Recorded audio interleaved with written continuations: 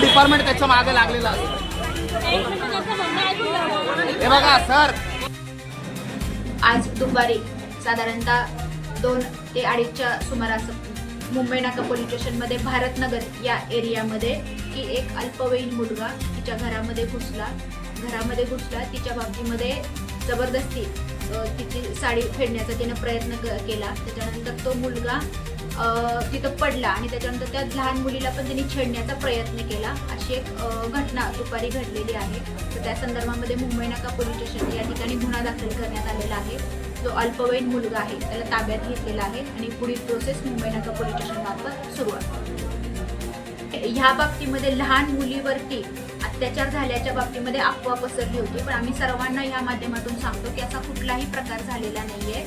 त्या बाईच्या बाबतीमध्ये आणि लहान मुलीच्या बाबतीमध्ये 376च्या अनुषंगाने, जे जुनं IPC कलम 376 याच्या अनुषंगाने कुठलाही प्रकार झालेला नाहीये. त्यांची छेडखाण करण्याचा प्रयत्न